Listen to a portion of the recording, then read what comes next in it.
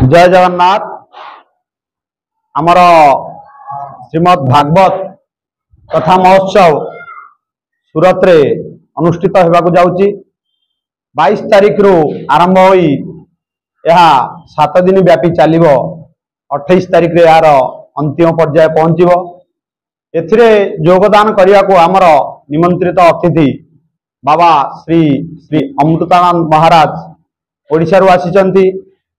तांको सानिध्य लाभ करिया पाई आमे समस्ते ओडिया समाज एकाठी हेई गोटे भव्य दिव्य आयोजन करने को जाउछु।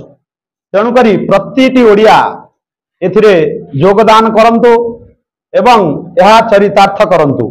ये गोटे छोट काम नुह, बहुत बड़ काम। सबु समाज को आमे देखैबा जे आमे ओडिया मध्य एकाठी हेई गोटे बड़ महोत्सव करि परिबा। जेमिति कि हमकु लागिबो गोटे महोत्सव, सबु समाज एकाठी होई गोटे छात तले बसिबा, भागवत कथा सुनिबा। समाजर जो आज विशृंखलित समाज बाबांकर बहुत भल कथा कहती आम हृदय को छुए।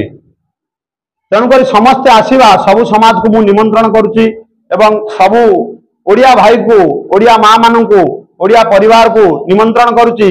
7 दिन व्यापी भागवत कथारे योगदान करंतु एवं यह कृतार्थ और चरितार्थ करंतु।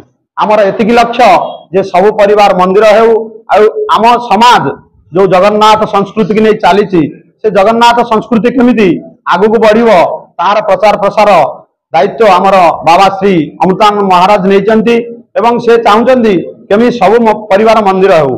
तेणुक आमे समस्ते कार्यक्रम योगदान देवा। 22 तारीख सकाळे भव्य कलश शोभा यात्रा रखा जायछि।